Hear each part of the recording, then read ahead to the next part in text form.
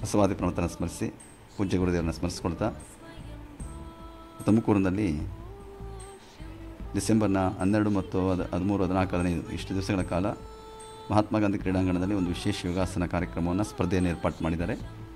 ಭಾರತ ಯೋಗಾಸನ ಸಂಸ್ಥೆಯ ತನ್ನ 5ನೇ ವರ್ಷದ ಈ ಯೋಗಾಸನ ಸ್ಪರ್ಧೆಯನ್ನು ಏರ್ಪಾಟು ಮಾಡಿದ್ದಾರೆ. ಅದರ ಜೊತೆಗೆ ನಮ್ಮ STS ಅಂತಾರಾಷ್ಟ್ರೀಯ ಯೋಗಾಸನ ಸಂಸ್ಥೆ ಇದೆಯಲ್ಲ, ಅದರ ಸಹಯೋಗದೊಂದಿಗೆ ಇದು ನಡ್ಕೊಂಡು ಬರ್ತಾ ಇದೆ.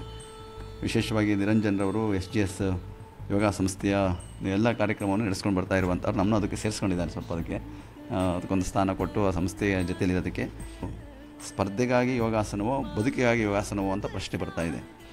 ಎರಡೂ ಬೇಕಾಗಿದೆ. ಇವತ್ತು ಬದುಕಿಗಾಗಿ ಯೋಗಾಸನವು, ಉತ್ತಮ ಜೀವನಕ್ಕಾಗಿ ಯೋಗಾಸನವೂ ಬೇಕಾಗಿದೆ. ಉತ್ತಮ ಯೋಗಾಸನವನ್ನು ಅಭ್ಯಾಸ ಮಾಡಿದವರ ಸ್ಪರ್ಧೆಯೂ ಕೂಡ ಅವಶ್ಯವಾಗಿದೆ. ಏಕೆಂದರೆ ಅವರ ಸಾಧನೆಯನ್ನು ಗುರುತಿಸಿ ಅವರಿಗೆ ಪ್ರೋತ್ಸಾಹ ಮಾಡಿದ್ರೆ ಅವ್ರು ಮುಂದೆ ಮೇಲೇರೋದಕ್ಕೆ ಅವಕಾಶ ಆಗುವಂಥದ್ದು. ಆ ಹಿನ್ನೆಲೆಯನ್ನು ಇಟ್ಕೊಂಡು ಹಿರಿಯರಿಗೆ, ದೊಡ್ಡವರಿಗೆ ಈ ಒಂದು ಸ್ಪರ್ಧೆಯನ್ನು ಏರ್ಪಾಟು ಮಾಡಿದ್ದಾರೆ.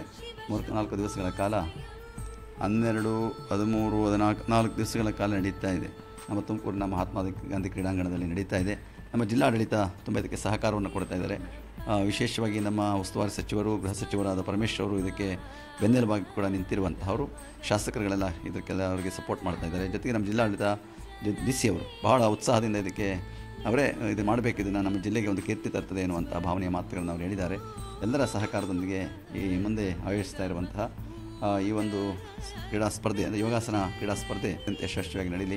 ಎಲ್ಲ ಕ್ರೀಡಾಪಟುಗಳು, ಸ್ಪರ್ಧಾಳುಗಳು ಇದರಲ್ಲಿ ಭಾಗವಹಿಸುವಿಕೆ ಮುಖ್ಯ ಹೊರತು ಇದರಲ್ಲಿ ಗೆದ್ದೆ ಸೋಲತೆ ಎನ್ನುವಂಥ ಮುಖ್ಯ ಅದಲ್ಲ.